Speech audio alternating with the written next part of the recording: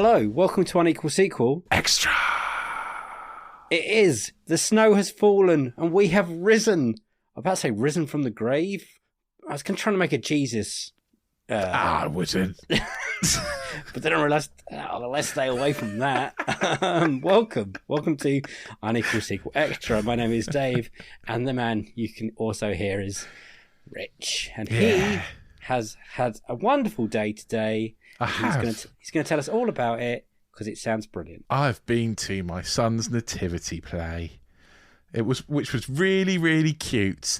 Apart from the fact you've seen a hilarious 6 foot 20 odd stone man sat on a tiny, tiny chair. I wish I saw it. Did you just look at the chair and go, seriously? I was like, I'm going to need 2. How did you get up afterwards?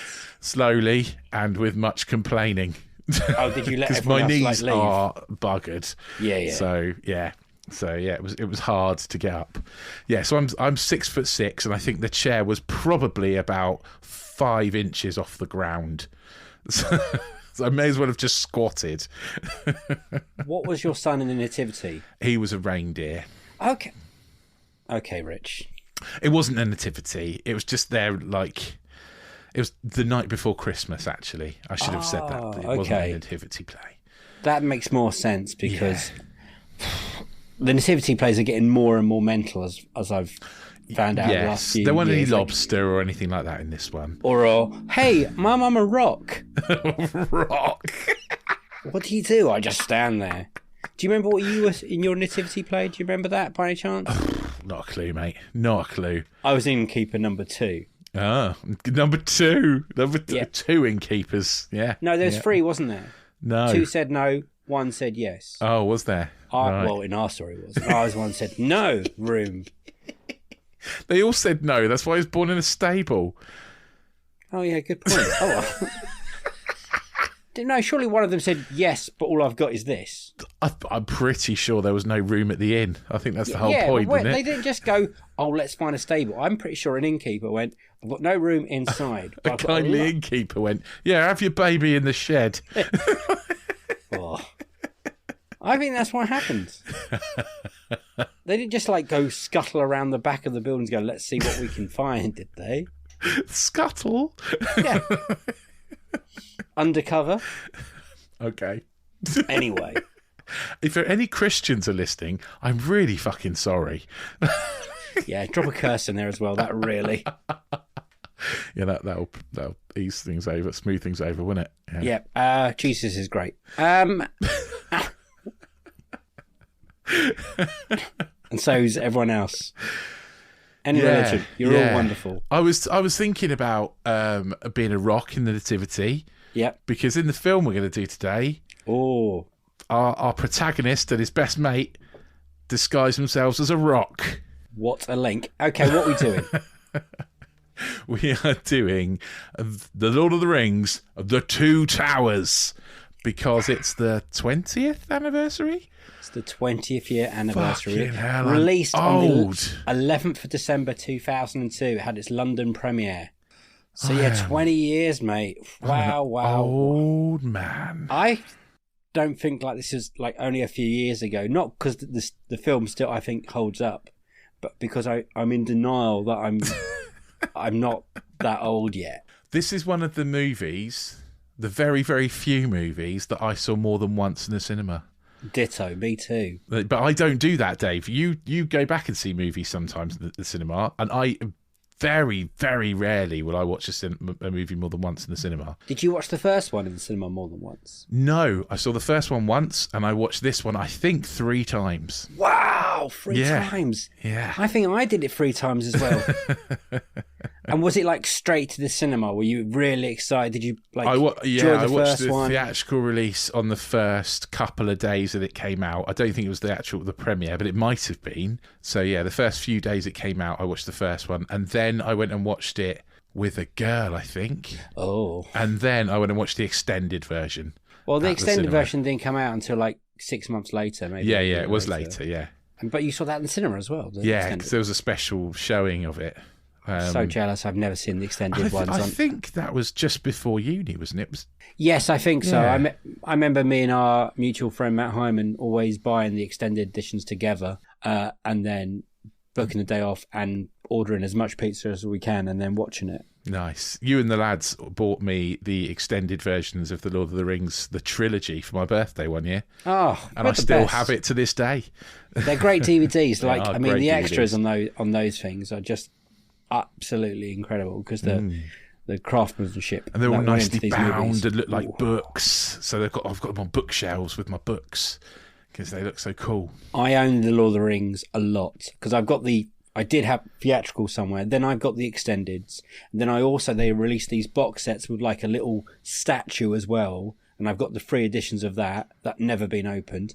Then I've got them also on Blu-ray, only extended Blu-rays. And now I'm hunting them out for the 4K. But I keep hearing there's like these better editions are coming out. So I'm like, okay, I'll wait for that and see what will come in. But I definitely need them in my life to look better and 4K and UHD and whatever I can get my hand on. I just watched the bog standard theatrical release for this episode. That is exactly because we're celebrating the edition that was released 20 years ago. 20 years ago, man. I went and saw a midnight showing because, again, people who haven't heard the story, I worked in a bowling alley. Cinema was above it. They let us go at like 12 o'clock and watch it, which is crazy for a 3-hour film. The next morning, I already had my tickets booked for the 10 a.m. showing, the first showing in Bishop Stortford with, again, Matt Hyman and some friends. And I remember us all sitting down at breakfast at McDonald's, and I'm going, I wonder what it's like. I can't wait to see Gollum. And I was like, I've seen it. And that really made everyone angry. And I was like, oh, you just got to wait. And they're like, is it good? And I was like, well, I wouldn't be here otherwise. Is it good? Dave just sat there going, I just had 4 hours sleep and I'm back at it now. Let's go. And then I'm pretty sure I went and watched it a couple of days later. Maybe with my brother or something. I might watch it again, actually. I definitely went back and watched it long after it had left the cinema, and I'm sure it was the extended version. If I'm wrong, and I might be, but I'm pretty sure I went back to see the extended version at the cinema. Oh, yeah, the extended versions are just... do you reckon you need to be like proper Lord of the Rings geeks to appreciate the extended versions? Because they are long. They are long, but just take the Battle of Helm's Deep aside, that's an incredible piece of cinema. Yeah. Like, it's just great. I mean, I'm going to be controversial now, mate. Go on. There are a couple of bits where the CGI looks a bit wobbly. Mate, this is 20 years ago. I know. I don't think there's any shame of that now. But it's not Helm's Deep, I don't think. I think it's the bit right at the start with Gandalf and the Balrog. I think there's a few bits there where I was like, oh, that's a bit shaky these days. Looks a bit green screeny. I still love the shot where they're dropping into a big cavern and it slowly gets lighter. Wow. I think that's an amazing shot of that. But there are some great shots. It's the bit before that, while Gandalf is still stood on the rock before they drop down. Yeah. Before he does, run, you fools. There are some bits. There's a bit when Legolas gets on a horse and it looks mental. That's really that's the other bit I was going to say was that doesn't look. He kind of, I think they must have reversed it. That's how it kind of looks like to me. How they got him up there. But there's some pretty cool bits. So we both loved the first one. Yes. Yeah. And we're going into this, and we were like, I cannot wait. Had you read the book? Yeah. Years and years before. I had also just finished the book before this. Can't remember the difference between the book and the film now. I read the book when I was probably about 14 or 15. Yeah. See, I only read the books because the films were coming out, and they were directed by Peter Jackson. Right. And I thought, I love this, man. I'm going to read the books beforehand. So then going into the first film, I was like, oh, I wonder who's going to play Tom Bombadil. And obviously he's not in it. And that's the big hoo-ha in that film. Yeah. But true. I can't remember if they left anything out of this one. I remember Shelob the Spiders at the end of this book, and it's in the third film. There's bits like that. I think they mention the spider at the end of this book, but you don't actually see the spider, though, do you? They're like, oh, we're going to go up the path. No, it's doesn't Gollum say, like, we could let her do it. Yeah. And then that's kind of that's But sort in of the book, that whole scene of I think Frodo getting fucked is in the book. Not literally, people. Fucked by a spider.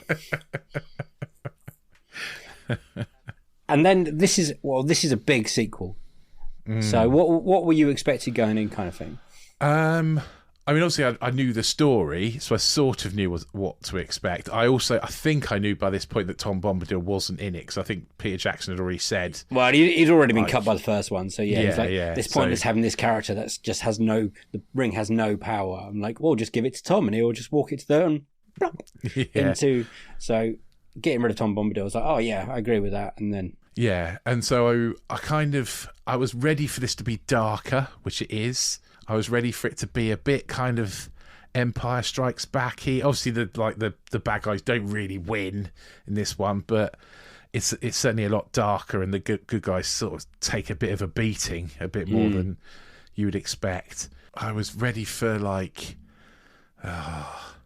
the whole kind of Riders of Rohan stuff. That was the big introduction of like, we're expanding this universe a little bit. We're going to introduce Rohan. We're going to mention Gondor a little bit. See more of that. I got to be honest, I finished watching this one yesterday and I was like, oh, it's 11 o'clock. Have I got time for the next one? I did exactly the same thing. I didn't watch the next one, but I could have. We can celebrate that next year. Good point. That'd be the 20th year anniversary of Return of the King. I've got to watch it before then, though, mate. I'm sorry.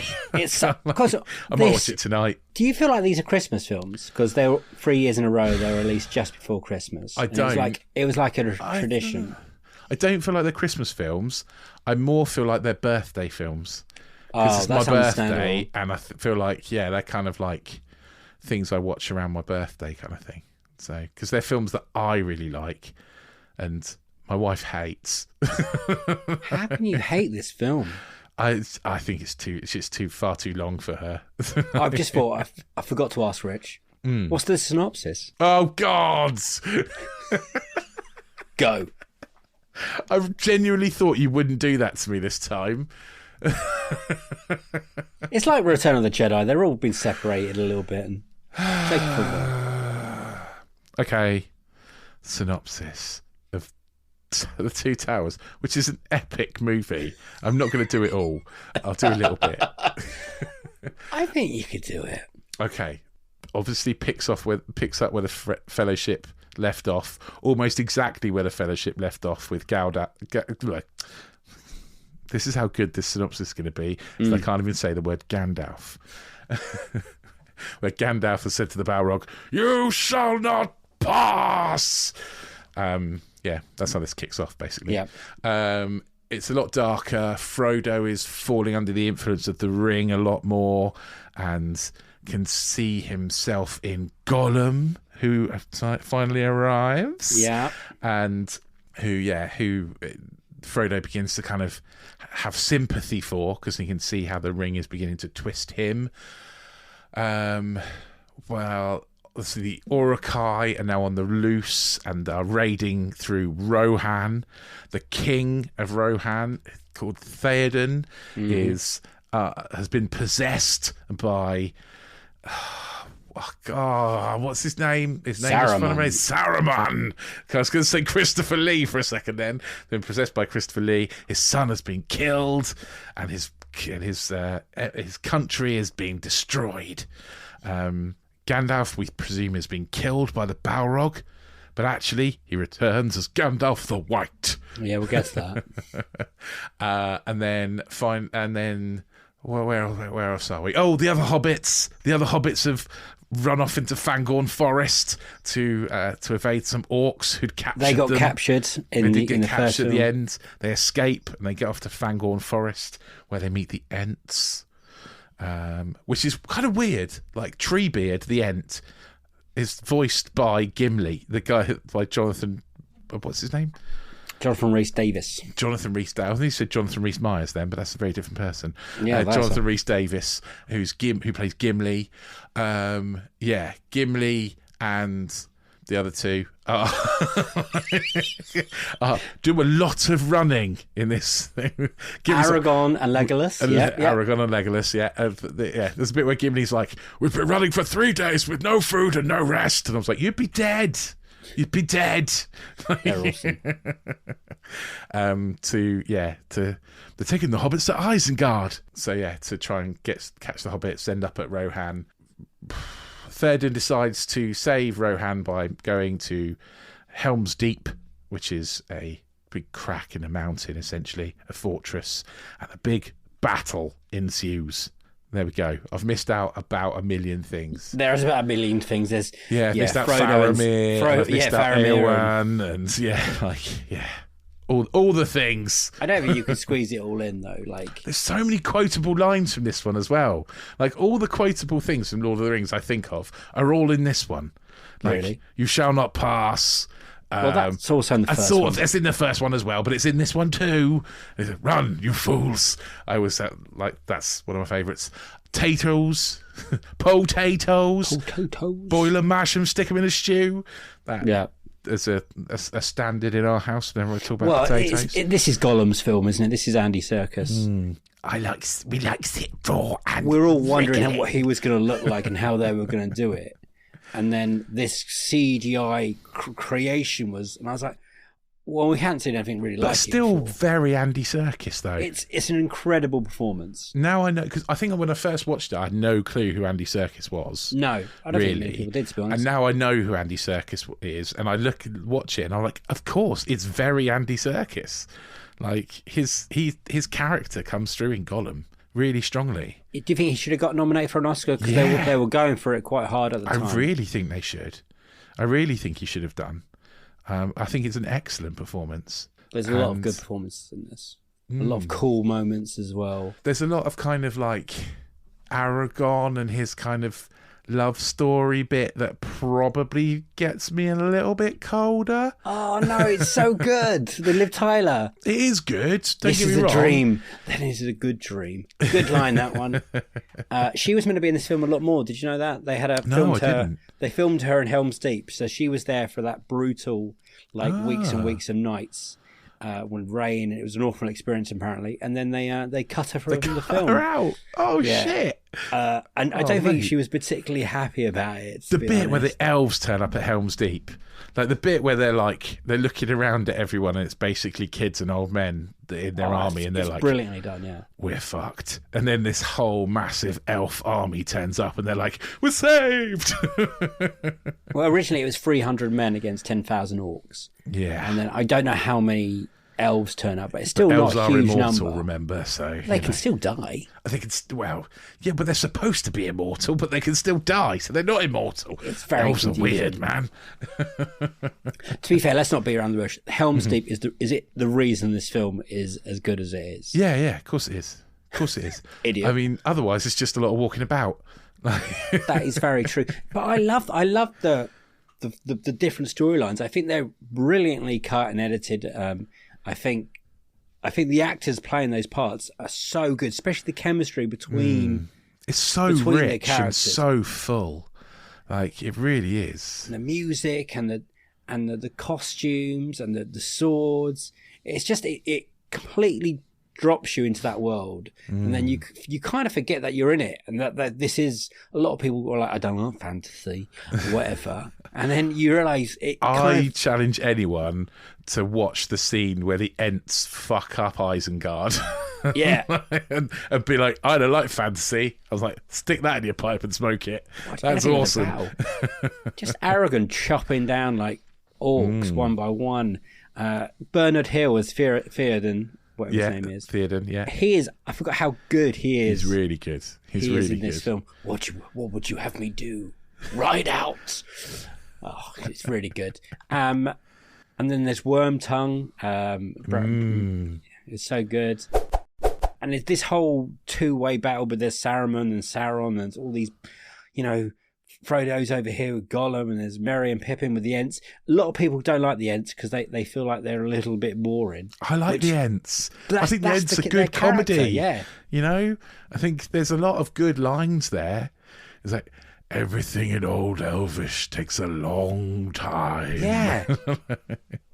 I like that. I like the juxtaposition between the massive Ents and the tiny hobbits, and the speed at which they each move. You know, I think that's a good thing. And the design of the Ents as well, which, again, I think they look pretty good. Again, they're probably one of the things in this film that hasn't aged brilliantly when Treebeard's walking. Yeah, but still, I'm able to suspend my 100%. my vision on that one. I think This is my favourite Lord of the Rings film. Oh, me too. I don't think it's going to change it. I just think it's superb. I think it builds on the first. I think the first takes a while to get going. It does a lot of explaining. It does a lot of heavy lifting of this is the world, the rules, the laws.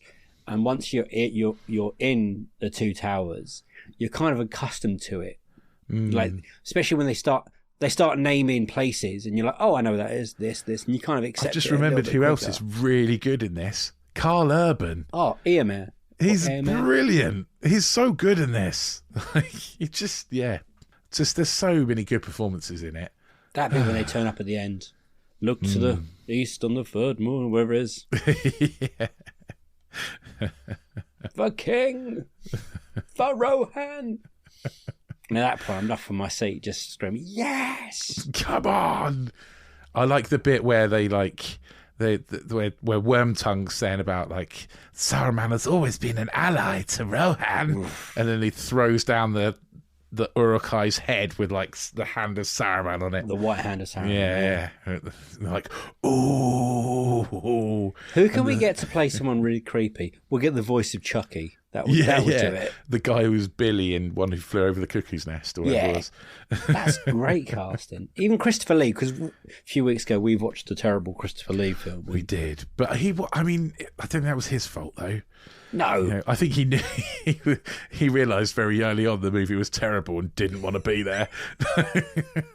And in this one, he's apparently the only man out of the whole crew that actually met J.R. Tolkien. Like, he knows the book so well. His story is great. Like, a real life story, I mean. Like, yeah, his life is insane. But he was supposed to be in the third one. They cut him out, didn't they? He is in the extended, but they cut him out of the theatrical. There's a point when there's an orc's getting stabbed, and Christopher Lee was like, "That's not how someone sounds when someone's getting stabbed." And Peter Jackson's like, "How do you know?" He's like, "Trust me, I know." He was in the SA fucking S. He knows. Okay, we're going to do what Christopher says. Man, it's just getting him in the film like Christopher Lee in a film like this, and then obviously Gandalf as Ian McKellen returning. Now you read the book, I read the book, so we knew the White Wizard was going to be. Yeah. Were you ever with someone who did know that Gandalf was going to come back? I mean, they kind of ruined it in trailers. No, I think I think it was common knowledge by the time I went. I think I saw it the first time on my own. Oh, really? I think I went on my own to see it the first time.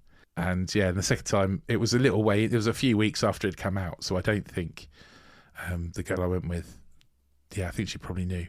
I rewatched these with my wife in lockdown because obviously we had nothing else. She had never seen them before. Well, again, she was one of those fantasy. Even though she loves Harry Potter, I never understood this. Anyway, we sat down because we had nothing else to do, and I made her watch all of these, and she loved them. And she didn't know that Gandalf was going to come back. And when he did, it was a big because when he died in the first one, he's like, it was all very dramatic, but watching it with someone who didn't know anything about Lord of the Rings was quite a magical experience, actually.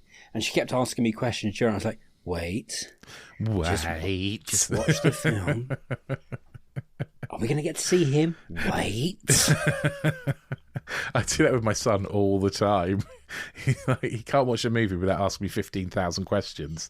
I'm like, if you just watch, it will answer all of your questions. Well, you would hope a good film would answer all your questions. Not all films do. Not all films do. No, that's some true. leave you like, what the fuck was that? And not all books do. Harry Potter. Is that what you're learning reading through them?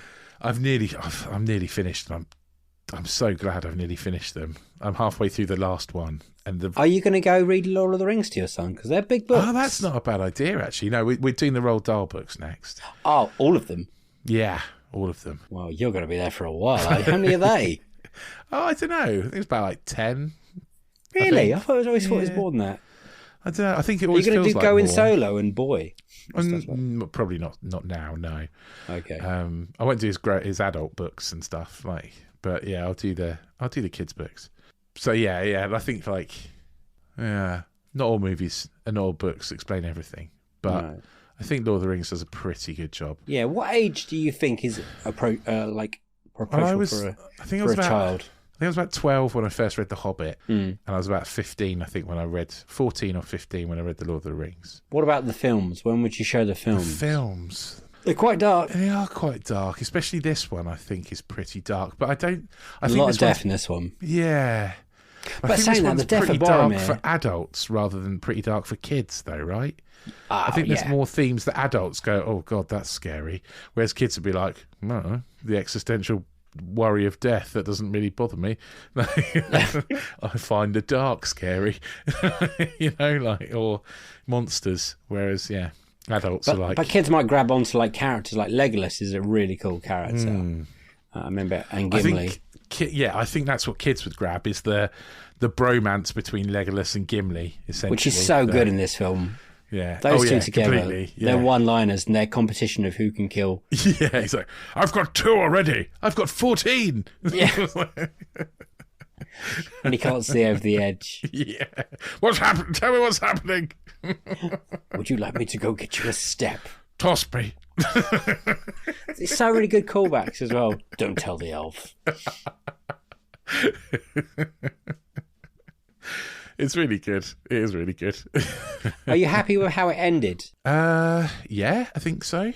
I mean, it ends making you want the next one. Absolutely. And at that point, you're like, this is a year away. At that point. I was like, what am I going to do for a year? I mean, watch it again, essentially. And again. And again. And then I remember it being criminally overlooked for Oscars, but I think at that point they were like, oh, we'll just give it all to the last one. Yeah, we'll just get to the last one. Whereas actually, I do think this one is better. I don't think everyone does. No, I don't think everyone does as well. But this is the one that I think when it came out, a lot of reviewers said it wasn't as good as The Fellowship. Whereas I don't get that. The Fellowship does a lot of setting up, and I think this basically I feel like the Fellowship sets the pins up.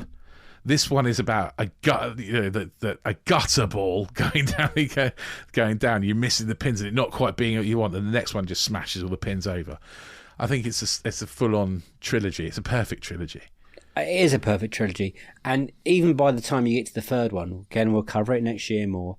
But you can give the endings, the tacked on. You kind of allow it because you're like, well, look what's come before it. Yeah, they pay its dues kind of thing. Yeah, it does have a lot of endings. I'd love to know if anyone didn't know there was going to be a third one, and they didn't even know there was going to be a second one, so they were disappointed at the end of the second one. I was like, what the fuck? Come on.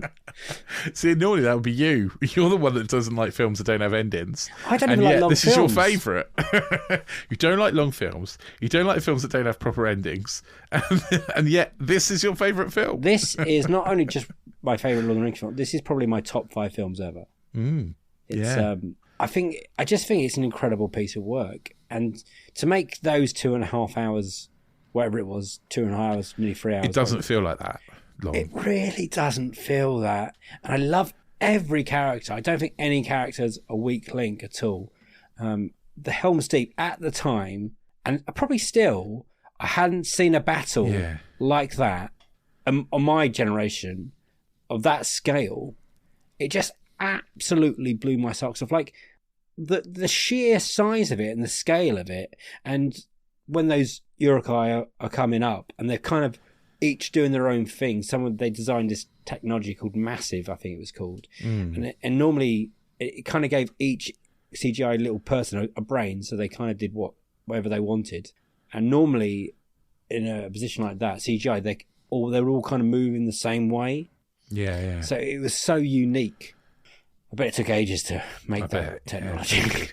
You say there's no weak link. Go on. I think there is a slight weak link, and I think it's Frodo. Really? Well, Sam is so good. Like, Sean Astin's so good in this film.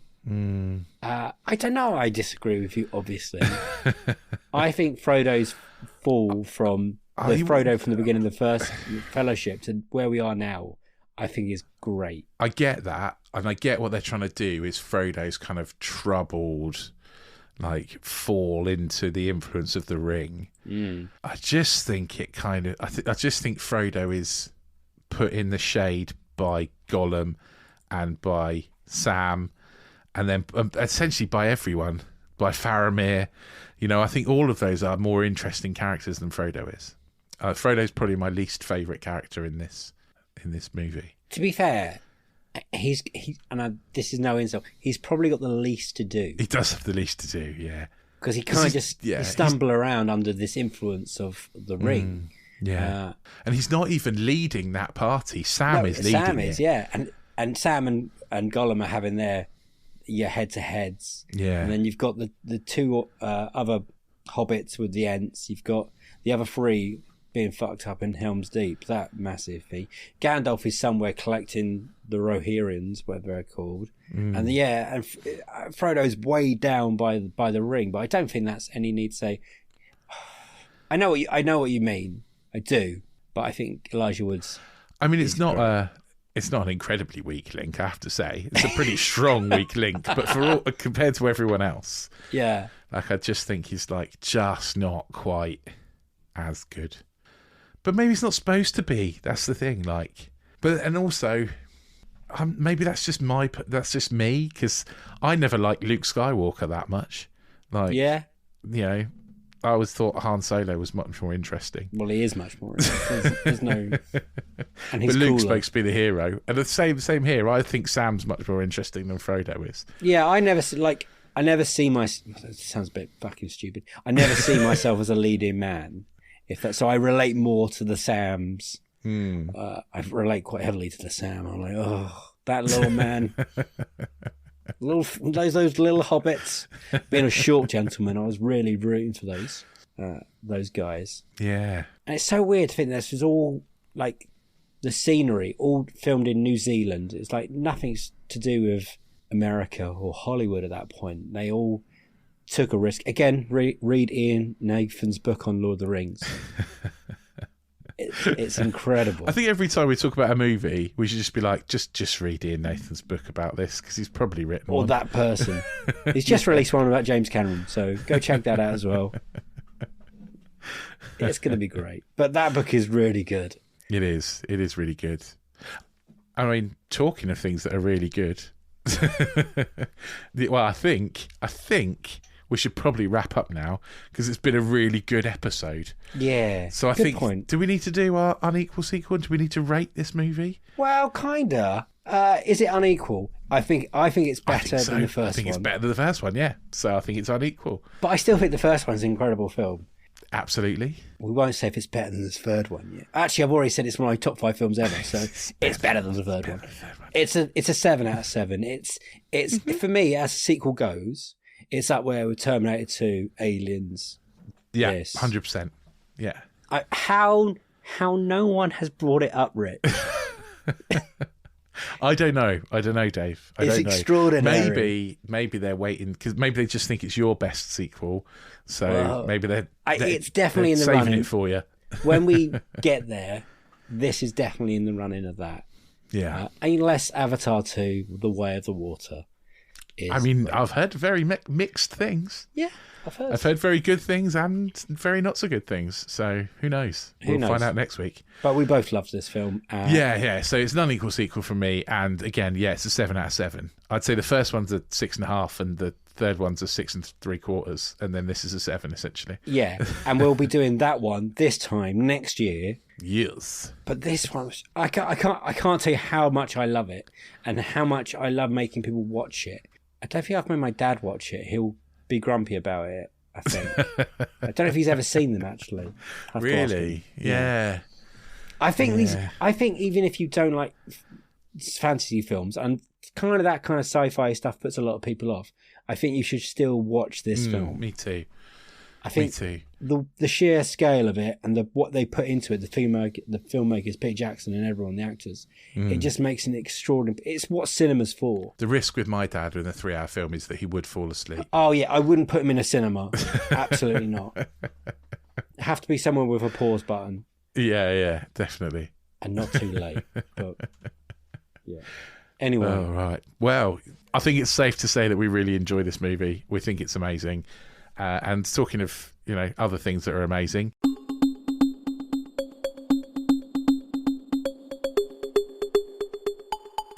If you want to go listen to all of our other amazing episodes, then I don't know why I'm pointing. I'm sort of pointing backwards. I was like, what is over there? To me, that's like back to the past, back to the future, to all the other episodes over there. Nobody could see that. I don't even know why I'm talking about it. But yeah, if you want to go back to listen to all our old episodes, you can do that.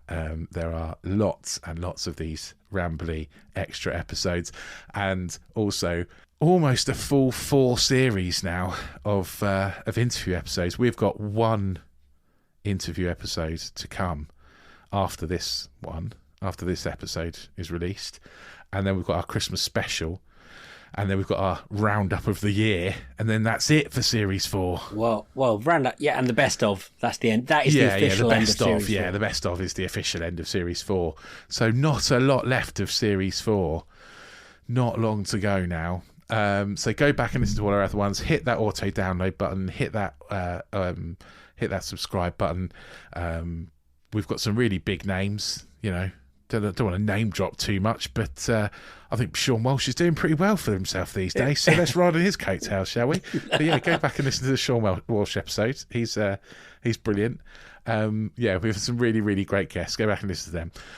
If you want to tell us what you thought of Lord of the Rings, The Two Towers, then get on social media. We are at Unequal Sequel on Twitter, as long as it exists, and Instagram. Or you can send us an email, unequalsequel@hotmail.com. If you really, really love what we do, then you can find more of us on Another Slice, anotherslice.com/unequalsequel, where you can pay $2.99 for a monthly subscription, and you'll get an extra sequel to our episodes, and you'll also get some extra bonus content. There's some trailer reviews and stuff like that on there from us as well, so go on and listen to those.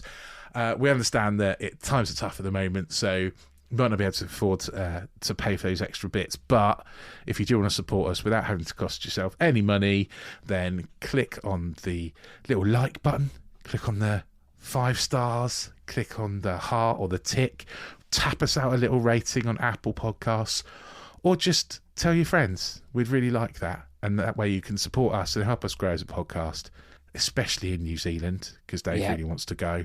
And that would be great, and we'll love you forever. Brilliant. Yeah, New Zealand. We've had a few downloads, so they're coming.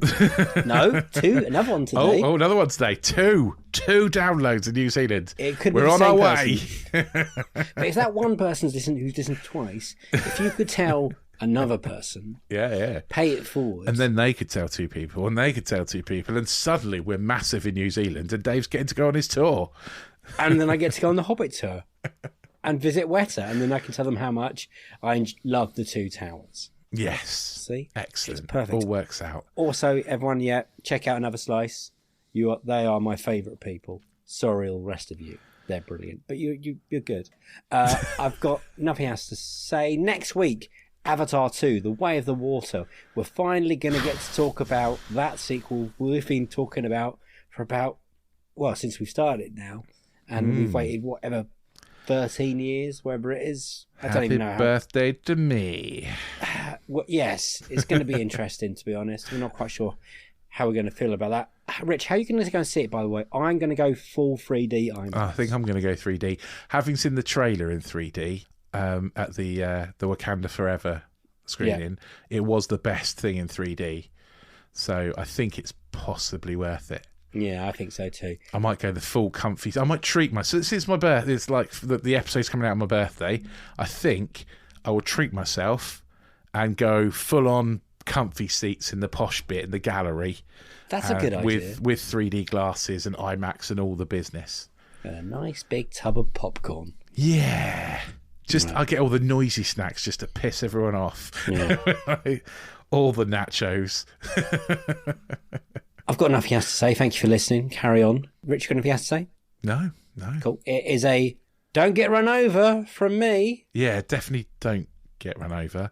And a goodbye from him. Stay safe on the old ice and that. Bye! See you on the next one. It's bloody Avatar too. I nearly forgot how to say goodbye then.